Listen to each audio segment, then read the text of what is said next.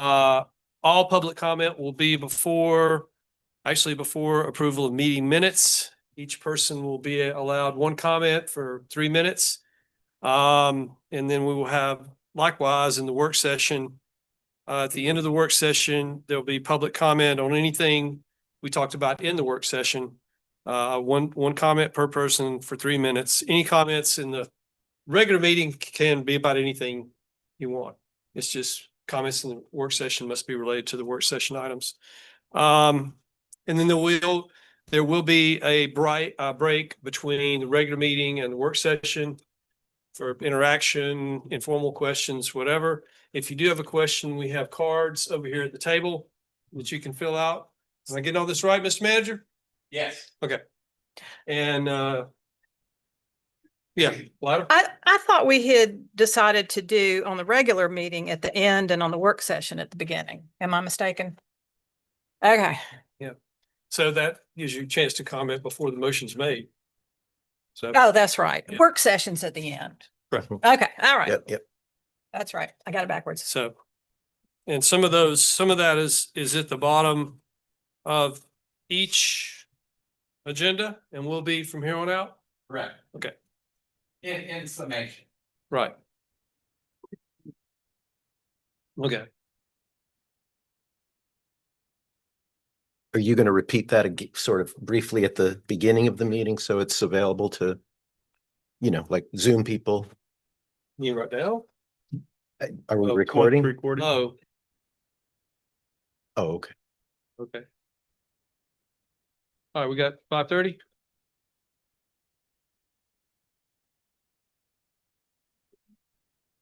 All right. This is the City of Avondale State. Oh, this is the City of Avondale State's Board of Mayor Commissioners regular meeting. It's March 25th, 2026. It's 5:30. I'd like to call the meeting to order. We have an agenda before us. Do I have a motion to adopt? So moved. That was Lida. Do I have a second? Second. That was Mike. All in favor, say aye. Aye. Okay. Commissioner comments. We'll start with Commissioner Stedman. Well, I just want to thank you all again for coming. It's good to see so many faces. And that's all I have for tonight. Very good. Commissioner Swazo. I do not have anything that I thought of ahead of time. Okay. Commissioner Smith. Yeah, I just wanted to do a shameless plug. So in a few weeks, my wife's business, who she co-owns with another resident, the Bookbird of Avondale Estates, will be opening up soon. So I invite everybody to check it out. It's going to be at the new Dale development in a few weeks, God willing, no more construction delays. So I invite everybody to check it out. It's a bookstore, coffee, wine bar, all that. So a lot more information to come forward soon. But just follow them on all the socials and you'll get all the info you need. So thank you. Very good. Thank you. Mayor Pro Tem. Not much from me, just I'm sure the Mr. Mayor, Mr. Manager will say something about this, but look forward to seeing everybody at the State of the City next week. It sounds like it's going to be a good time and a good chance to celebrate Avondale Estates. So make sure you put it on your calendar. Thank you. You just raised my anxiety. Thank you. No, I appreciate that. That's all I had, actually. Mr. Manager? I wanted to take this time to provide you guys several updates. I'm actually going to mic myself for our YouTube feed. I got it. Yep. All right. So Shannon and I were able to meet with the team responsible for the grid integrity project at Georgia Power. And wanted to provide you guys with some updates regarding that project. As we had previously discussed, the Georgia Power has received funding from the federal government made available to them through the Public Service Commission to increase reliability on circuits within the grid that were in the bottom quartile of service reliability. One of those circuits happens to feed the entire residential area of this city and several other residential areas inside DeKalb County. To strengthen the grid, the kind of the method to do so is to take the main service line feeding these residential properties, or, you know, they don't necessarily have to be residential, but feeding properties on this circuit, and bury it.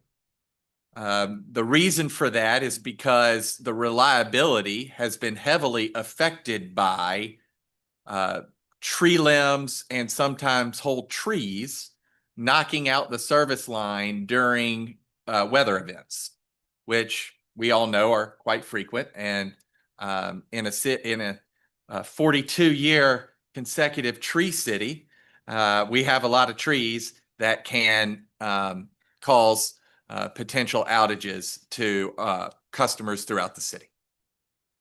In order for them to bury that service line, they required easements on private property to locate transformer boxes to replace the canisters that you see on existing poles now, which connect the main service line to individual property feeder lines.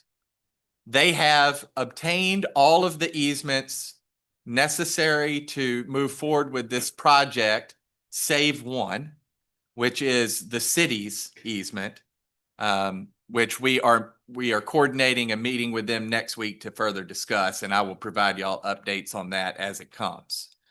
However, there are some private properties that they have enough right of way not to require an easement to place a transformer upon.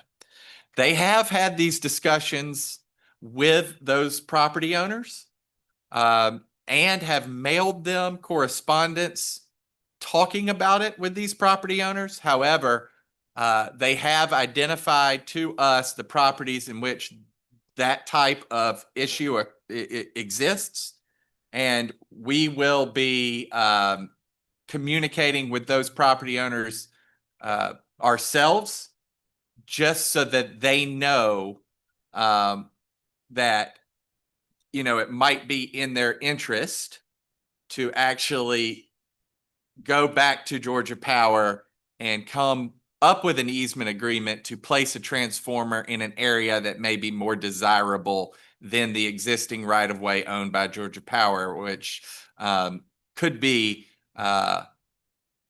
less sightly or otherwise unsightly. Yeah. So that's where we stand right now. The work is expected to take about 7 months. That work will primarily be contained to the Nottingham-Wiltshire corridor. The work will not require the city to close any thoroughfare to traffic, but there will be times where boring occurs, where a singular lane of traffic will need to be closed, and Georgia Power will handle that and provide the requisite traffic control to do so during those times. Right now, that's all the information I have. As we get more, I will let you know, and we'll do our best to also keep the community informed of any activity that Georgia Power conducts with respect to this project. We still anticipate that they will hold some sort of community information session. We're encouraging them to do that in person. They would rather do that via video conference. So we're still working out those details. Secondly, I was able to send you guys about an hour ago some analysis that I did on the current iteration of HB 1116. If y'all recall, previously, this piece of legislation was conceived as a removal of the cap on the valuation of a homestead exemption, which would have required a constitutional amendment to accomplish. That did not have enough steam to pass with a supermajority in the Georgia legislature. So that bill was amended to remove the need for a constitutional amendment, and the resulting action provided for in the legislation instead capped the increase of revenues collected, we believe to be via ad valorem taxes, but it's not necessarily clear, to 3% on any given year, meaning that right now, conceptually, this legislation would not allow the city to collect more than 3% in ad valorem revenue than it did the previous year. And if the city wanted to do that, it would have to go to a vote of the public. I don't want to get into the complexity of that, given the fact that our millage calendar and our budget calendar are not aligned.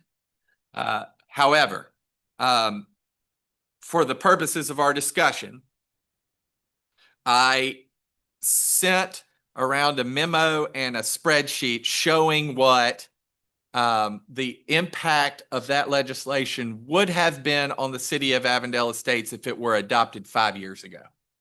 So if that legislation did become law 5 years ago, during that 5-year period of time, the city would have collected $2.1 million less than it did. And that $2.1 million essentially calculates to roughly 36% of our current budget, to kind of give you an idea as to its impact. Of course, that number increases each successive year as our tax digest grows. Needless to say, it would be harmful to continue to operate the same way we do. So if that legislation were to become law, we would have to change our outlook for operating. It would also significantly hinder or reduce our credit rating. And so any additional or future borrowing could be significantly impacted by a reduction in the rating and subsequent increase in interest rate. We anticipate that the language contained in the legislation will continue to be amended over the next week. So I do not know what final form the legislation will take, but needless to say, we're on it. And as updates happen, I will also bring those to you.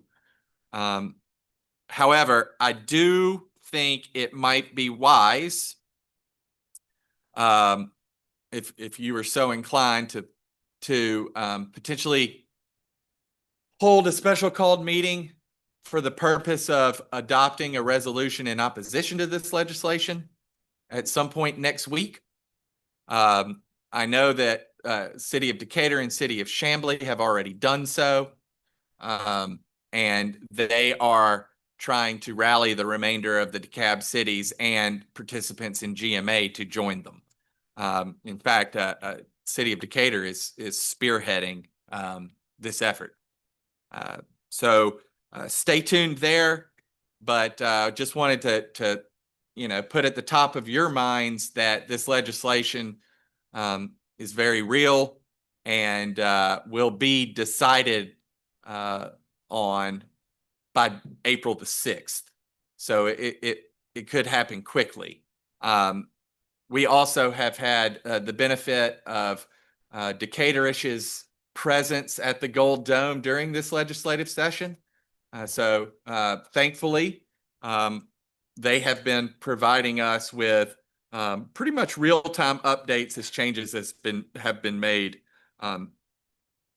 in committee, and we'll continue to do so until the bill is taken up on the floor of the Senate between now and April 6th. Okay. Okay. Thank you. Yes. I have a question and a comment. Mhm. On these transformers, they're gonna remove the old ones from the poles and then put in the green ones in place? That's correct. The canisters that exist on the poles that are connected to the main service line would be removed. And the transformers are not on every pole, but or are they? They are not. Yeah, so, Yeah, so they will be at intervals okay. along the corridor. And the other thing is about this House bill, I think it's very important that the public understands what's going on with this and what we're thinking about doing. So I would like for us to have a work session before we have a meeting to vote on it. Well, that would be up to you guys. Okay. I've got a quick comment. The resolution that Decatur wrote is very comprehensive. It does a great job of explaining the issue and how it will affect a city. I assume it's pretty much the same effects, but maybe not. Is it common to sort of use someone else's resolution as a guide? In fact, that's usually the practice, so that everybody's sending their legislature the same thing. Yeah. And it's a strength in numbers play, if you will. Yep, they did a great job. Yeah, and the impact on Decatur is going to be very similar to the impact on us, because our ratio of ad valorem collections is almost identical. Thank All good? Mhm. Okay. Public comment. Julie. I'm Julie Fleming. I live at 40 Clarendon. I came to talk about redoing a citywide yard sale, which we haven't done in many years. My committee meets at 6 p.m. and we're looking at the date of April 18th from 9 to 2. So pencil it in. Midway Woods is having a citywide yard sale then. Well, they're not a city, but they're having a sale. And our beloved TMS used uniform sale is that day. We may end up moving it back because that's kind of quick to make this happen, but we like that date. We'll avoid using paper maps as in the past, and that was a laborious step. We'd like to do a QR code instead to scan at each locale. That way our registrants can let us know what kinds of things they'll have in their sale along with their address. The modest money we would collect from each participant would go for our banners right out here and at Sam's Crossing. Thank you, Ellen, for all that helpful information about how to do that. So we'll look real quickly after our 6 p.m. meeting on getting in the e-newsletter and the social media and start collecting your sale items. Thank you. Joni? Joni's calling 3316 Wilshire Drive, circling back to Georgia Power. So we went out and checked out the transformers that they want to put on so we're going to be affected with 2 projects from Georgia Power on the corner of Nottingham and Wilshire. As you're coming in from Memorial on Nottingham, it's that corner that you see. It's going to be like a 5-foot by 5-foot huge box. And we're going to have it, we're going to agree to let them put it on our property, give them our right of way. But it's going to be big. So aesthetically not very pretty, but there it is. And it might even be bigger than that. Because we're not getting a lot of help from Georgia Power, getting different people, and they want to start this next week. So that's something to consider. The other one is going to be so our house is on that corner, so on Nottingham, between our property and Rachel Kurzlov's property, they're going to put a smaller one, but that one's going to be 3 by 3. It's still big. We just spent a fortune on landscape. So just so you know, it's starting sooner rather than later. I was unaware it was gonna take 6 to 7 months. That's a long time. Mhm. So, anyway, it would be really good to move up the Georgia Power meeting. Cause we're not getting good answers from everybody. Okay, thank you. Can I ask a question? The 5x5, do you know why that one's bigger? That is the transformer. What is the 3x3? That is just gonna, I guess that services it, these are questions for Georgia Power. But we understand the transformer is on Nottingham, so they're gonna move the transformer to the corner. And it'll service all of that. The smaller box, I think it's just to draw those lines down from the transformer. And that'll be that box. Now, our house lines still stay up on the pole. And all of the communication lines will still be up there. So. Bill. Bill Over, 89 Brooklyn Road. I want to compliment the operations department for quickly removing a down tree basically in front of our house, and actually ground the stump today, which was a contractor, but appreciate that happening very quickly. I guess I would hope that a replacement tree would be planted nearly as quickly, but I realize that probably won't happen. But anything that will help screen a very unsightly and oversized overflow structure within a particular retention pond across the way would be welcome. Thank you. Thank you.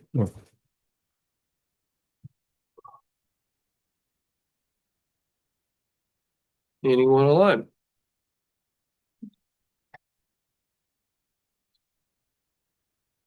All right. Seeing no other comments, I will bring it back up here. All right, first item, first item. Vote on item number 5. We have before us the March 11th, 2026 regular meeting minutes and the March 11th, 2026 work session minutes. Do I have a motion to engross? So moved. That was Graham. Do I have a second? Second. That was Mike. All in favor, say aye. Aye. All right, 1 second.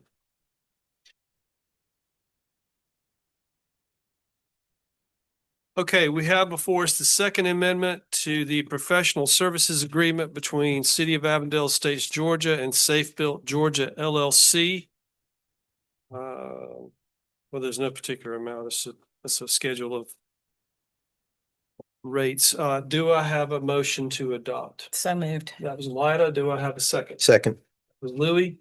Any questions, comments up here?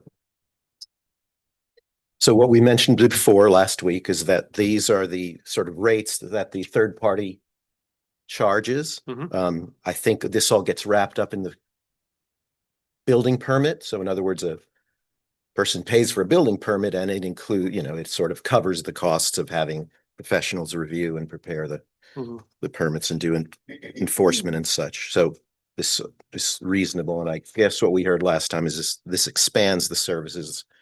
Right. Anticipating things coming up in the next several years. Keeps our inspector, engineer, assistant person. All, so. Did you hear Yeah. that? I did. And yes, what we're proposing here is an amendment to provide for a consistent engineer to perform site inspection and stormwater review services. Right now, those are not contained in our contract, so we do those on an ad hoc basis. This just wraps it into our current contract. All right. All good?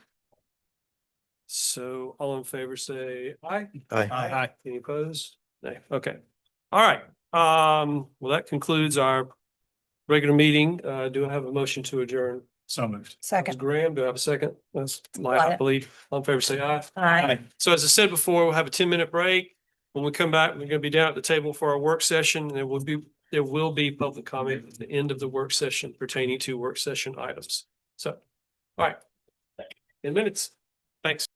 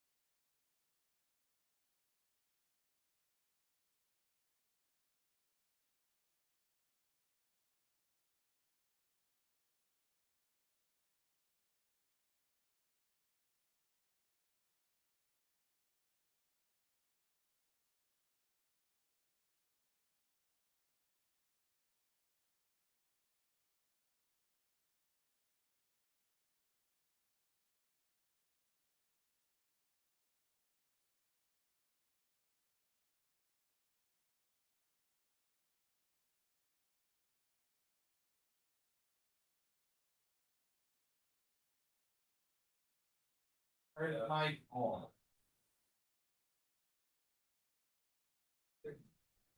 You do that. It's on, and we'll just,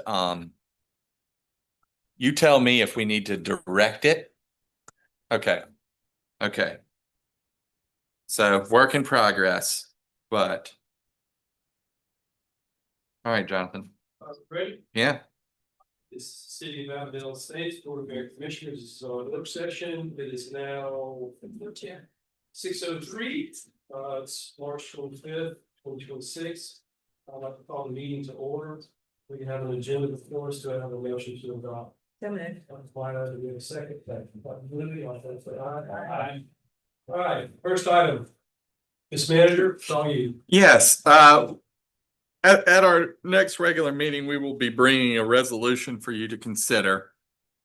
To approve by disclaiming by quit claim deed 183 square feet of real property within the private property known as 2820 Franklin Street in order to clear up title to that property and facilitate redevelopment of the central business district. Now, this is something that we have done before in the past. I don't know, I can't recall the timing. So I think, Jonathan, you might be the only remaining board member of that action. But once upon a time on the property formerly owned by Finner Dunlop, there was a small piece of land contained on that property that wasn't properly identified in the deed to that property. So in order for that title work to be cleared, we had to deny claim to it so that it could join the deed of the private property. Well, 2820 Franklin Street is currently owned by Olive and Pine and is used as a gravel parking lot currently. Immediately to the north of that property, on the tax map, is shown what appears to be an alleyway that actually runs behind that property and several adjoining properties currently owned by Dave Leday. Dave Leday's deeds show that alleyway as completely private. And when the Avila Hedgewood group approached Olive and Pine to secure that property, there was a little triangular portion of the alleyway on that property that was not reflected in the title work. So it's 183 square feet. It's tiny.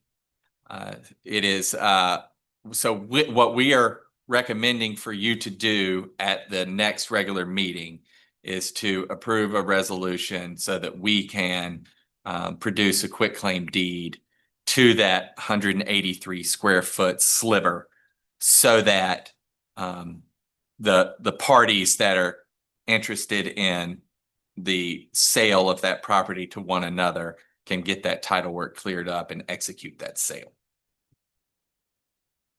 So is this where you're talking about? The orange? No, No. no, this is 2820. So, Okay, so it's behind here. yes. Okay. So I'll show you, Lada, if you want to, I'll kind of just point it out to you easily here. Okay. Okay, so it's that property. Yeah. And you see how the alleyway runs the Oh, whole okay. length, but on this property, the gap in title is actually a little triangle that runs about halfway up to there. Okay. What about the rest of the alley? It's already private. Okay. Yes, it is reflected as private on the deed. So the remainder of the alley on that property is private, and the entirety of the alley on the Leday property is private. Okay, and Dave Leday is selling to Avila. Correct. And so is Olive and Pine. So They it's all- both parties. Correct. We've had various quirky things like this over the years where it just zoning issues, property issues happen.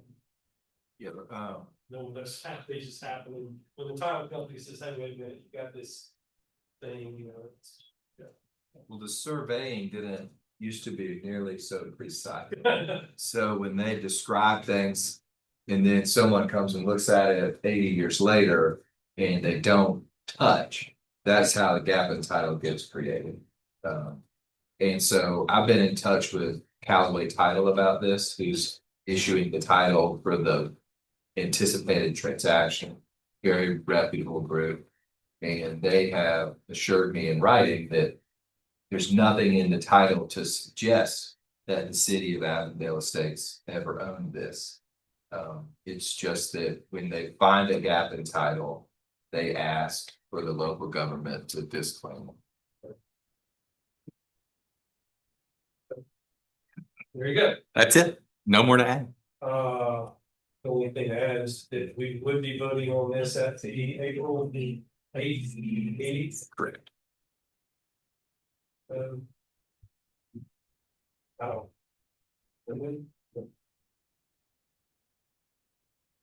So, are we good? Yeah. All right. Okay. Item number 4. All you again. Yes. So, 1 second. Sorry. So we also intend to bring forward for your consideration at the April 8th meeting, a resolution to abandon a portion of Franklin Street, AKA Potter Avenue, for vehicular traffic. So contained in your packet is a highlighted portion of the Franklin Potter thoroughfare that we are requesting to have you consider abandoning to vehicular traffic. The reason why the remainder of Potter Franklin until it becomes Elm is not being requested for you guys to consider is because that portion of the roadway is not public. It actually exists exclusively on private property, and therefore is not property of ours to abandon. So, what we are asking for today is for you to contemplate the issue that we bring forward to you on April the 8th for just the portion that you see highlighted. And the reason being that we are recommending this abandonment consideration is because the connectivity per the street grid that the city has adopted will be achieved with the Washington Street extension connection. So we are not losing vehicular connectivity. Washington Street, of course, will be a standard street built to our code, whereas Franklin Potter is currently what you would consider to be a substandard street, not built to code. So actually the vehicular connectivity improves, which of course was the entire goal of the street grid itself. So that is the only item for consideration. Now, Stephen, do you want me to get into the issue with Oakhurst and Lede? So once we abandon that segment, the properties immediately adjoining that have the right to acquire it. If we offer it. Yeah, if we offer it. If we relinquish our control of the property, they would have if you abandon this, then Mr. Lede and this is not owned by Maple 278 Ventures. No, this is owned by Oakhurst.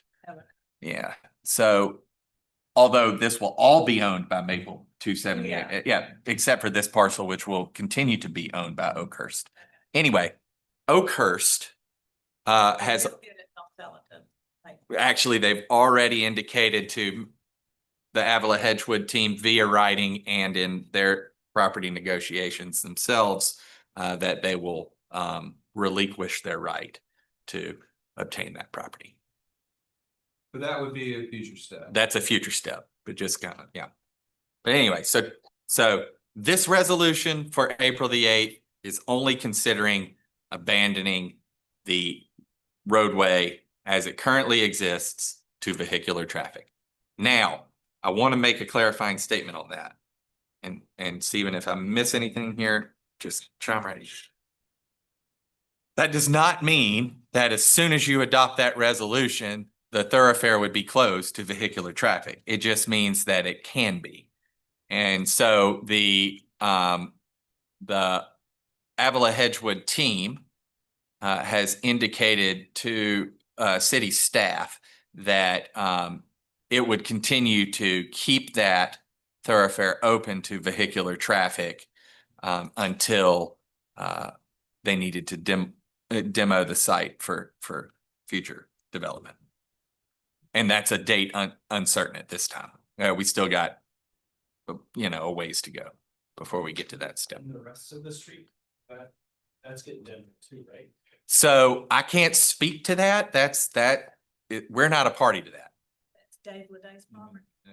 Yeah, so as contemplated on currently, if y'all recall, the Avila Hedgewood team was considering the placement of the Washington Street extension that connects Washington Street to Maple to be built upon property to the north that is currently owned by Mr. Joe Gargiulo. However, their engineering team believes that building the road upon that property to be cost prohibitive. Not because of the property acquisition itself, but because of the grade of the property. And so they have decided to make that connection, which is required by our zoning code, on their own property. So what they're intending to do is shift that south and then make the connection to Washington at existing Elm, so Elm would become Washington Street and connect to Maple. So this is, so all these property owners are selling to, No.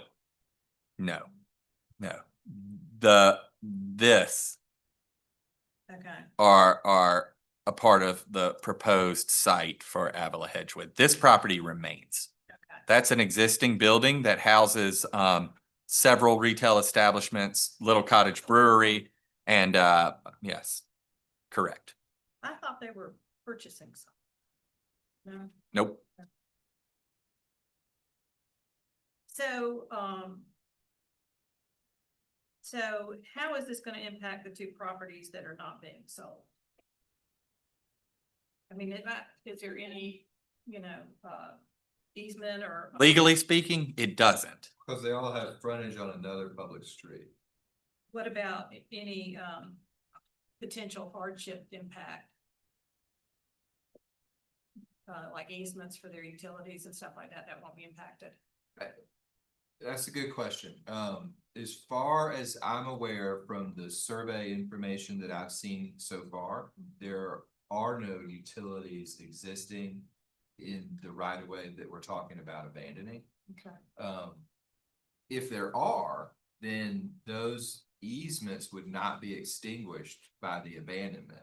That property right would still be held by the easement holder, and they would be able to keep their utility infrastructure there until and unless there's some kind of agreement reached to do something else, but that wouldn't be a city function, basically. Yeah, Between the property owner and the utility. Right. Yeah. Right. But abandoning it won't change anything in terms of if that right exists, which again, I don't think it does. This would not impair that. We're sure of that. Yes. We're sure of the second part about the legal impact of abandonment, and we believe that there are no utilities, much less an easement. And we are sure about the access issue that you just received, because this property has access from Olive and this property has access from Elm. Well, I was just walking back there, looking around today to try to make sure I understood what we were doing. Mm-hmm. And then this portion you see exists on private property already. So I was looking at this, it looks like what are they gonna, is there something in this plan? What are they doing with this area? Are they gonna? I can't You don't speak know? to that. Cause it looks a little different. Yeah. So in terms of, we don't want to speak on behalf of Avila Hedgewood with regard to any of their potential transactions with property owners or the final site plan that becomes, the final plan that becomes permitted, because I think I said in an email to you guys today that, as long as they are conforming to the zoning code and the variances that they were previously granted, then, they can shift some stuff around to meet their needs. So this is what this is kind of the concept as of late last month. And I believe it to be probably pretty accurate as to what the final product will reflect, but I just can't guarantee that. Yeah. Yeah. Well, I just, I want the city to ensure that everybody's, interests are considered, and fairly, equitably. And where we have an interest in doing that, we will. But we have to be careful not to interfere with private transaction interests too. So in simple terms, that Washington Street extension will connect to Elm eventually. Well, Elm will cease to exist. Yes, but the connection to Maple will be at the connection where Elm and Maple meet. So Washington and Franklin east towards Town Green are slated to be part of the shared street project. Yes. What part?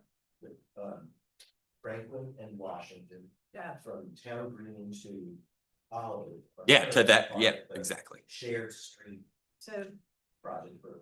and that's money we've got a grant for, Correct. and what about the DDA, are they participating in that or something different? The DDA has pledged TAD funds in an amount to match that grant. Mm-hmm. So that takes us to Olive's. If Washington continues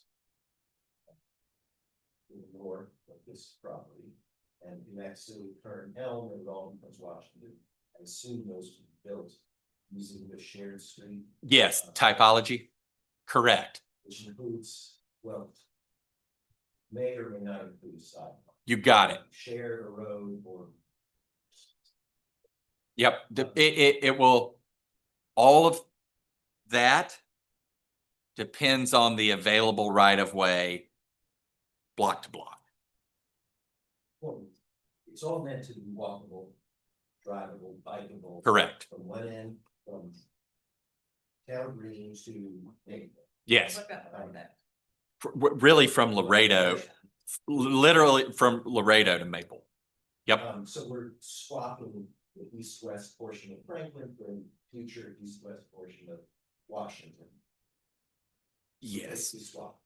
Yes. And I want to be clear for you guys. The reason we're calling it Franklin/Potter Avenue is because on the tax map, it is known as Franklin. On Google Maps, it is known as Potter. So we're calling it Franklin, also known as Potter, or doing business as Potter, So just for your reference. is to continue to include Correct. different place And improve it. and details will be messy while construction's very nice. Well, I do know that the roadway infrastructure that we are pledging resources to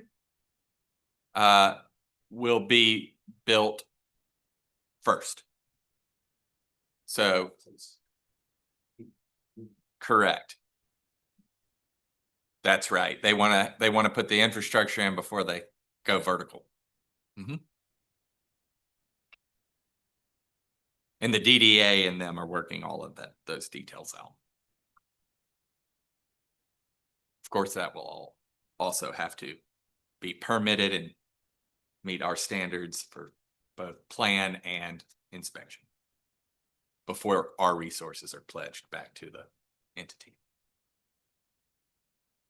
or distributed back to the entity that are pledged. Yeah. In the resolution, it doesn't describe this by meets and bounds like it did that, square feet. So is it enough to just say Franklin Street or is there some? Well, we did attach the image. Yeah. And it shows the terminus points. So yes. I should have there's no. Well, this is, I mean, this isn't a transaction. This is just closing it. Or not closing it even. It's just taking away the public's legal right to use it for transport vehicle. Yeah, if we later. What's the term that the law uses? Dispose of this property and convey it to another entity, that will have some benefit.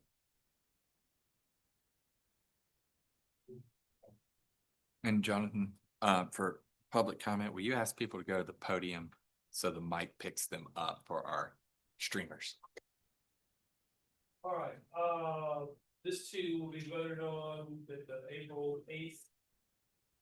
And on the regular meeting, Correct. I mean. Good. Shape what we are. Creating connectivity or maintaining or creating better connectivity. Yeah.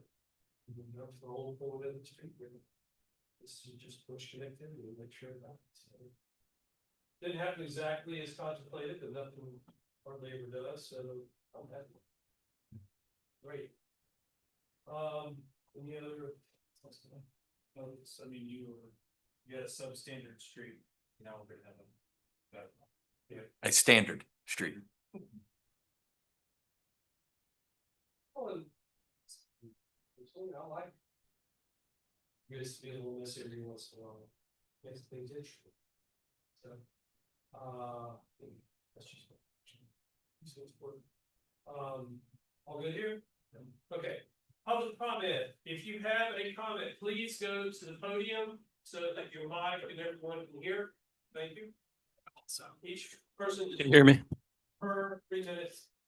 My name's Taylor Means. I live at 3116 Elm Street, probably the property that will be most impacted by this abandonment. To be clear, I'm really excited for what Hedgewood and Avila are going to do. There are utilities in the property that's being contemplated to be abandoned. If any of you drive over there and look, you clearly can see blue lines where water lines are. There's a fire hydrant, there's gas lines. Those are the utilities that serve my property. It should be abundantly clear that they exist. I am not against the abandonment, but there does need to be some clarification and easements before it's abandoned. I think it would be prudent. I am in active conversations with the developer. I have attempted to contact Patrick and Shannon and city staff multiple times. We're yet to connect on that. But ultimately, I understand, Stephen, that the legal principle of if you have one access and give up another, but if you look into how it affects your business, there's actually not quite such a cut and dry perspective to that. I don't agree that cutting off my vehicular access will just be an easy argument. That being said, I want to approach this very collaboratively and I want it to work, but there are details that need to be sorted out, including vehicular access, utility access, easements prior to y'all voting on the abandonment. Thank you.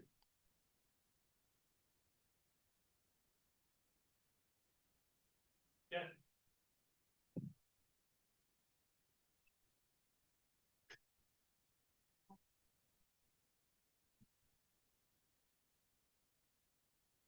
Kathy Kings, Kathy Kingsbury, 817 Stratford. I just want to make sure that we're following the correct process. And it says that the Georgia law specifies that it requires a formal process hearing, ensuring it serves the public interest, which I think Patrick just sort of tried to do, involving public hearings, notices, and if applicable, transfer to local governments or adjacent property owners. Will we have a public hearing for this, a formal public hearing? And if so, how are we going to schedule that? Thanks.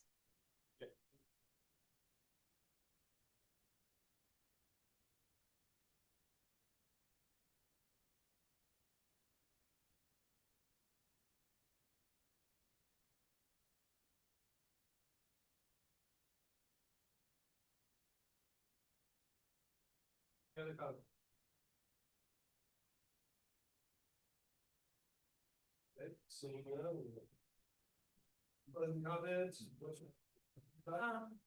Well, it seems to me there's some difference of information, and I'd like us to make sure that we clarify that we are not before we vote as far as the easements and access and things like that, that that we make sure of that. We just don't think that. I think we have duty to make sure. Yeah, I think that, my statement about it appearing that the utilities do not exist was based on looking at a survey. So maybe I was looking at, maybe the survey didn't know about the utilities. Maybe I was looking at a different sheet than the one that they're shown on. But again, the city's action to abandon the road absolutely will not disturb those utilities. I have 100% confidence in that, because we're not gonna dig Yeah, them but up. are we taking an action that would allow the people who are getting the property to interfere with their? Well, that's not this step, right? So all we're doing, right, the city will continue to own this if it's abandoned.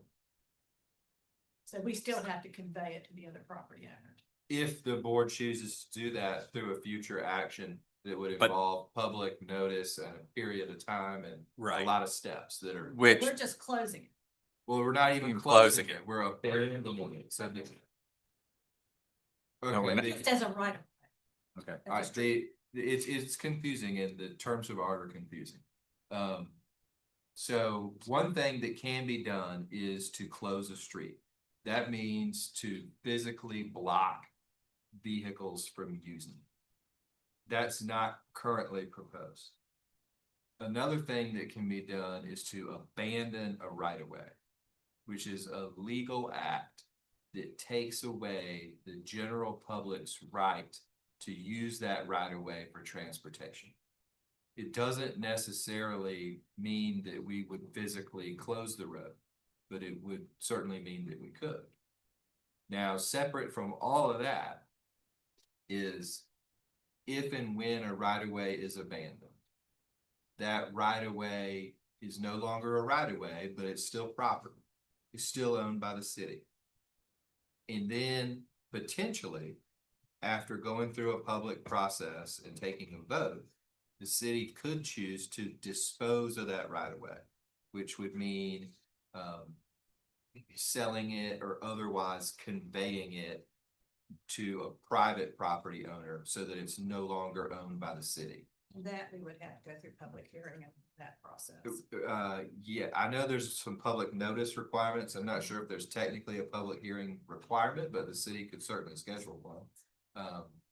And that would yes, be the that would time be- we would ensure that, that all properties have, the necessary, rights to their utilities and access to their, the easements and the things like that. That's when that needs to be. Correct. Yes, I agree. And it looks like to me that that's going to be a step we'll take because of the map of what Bill is doing. Right. I mean, yeah, we're not trying to pretend that that's not somewhere in the future, but it's just not here now. And as mentioned, it involves running ads in the paper, sending, notice to the abutting property owners again. And basically saying, hey, you abut this abandoned right of way.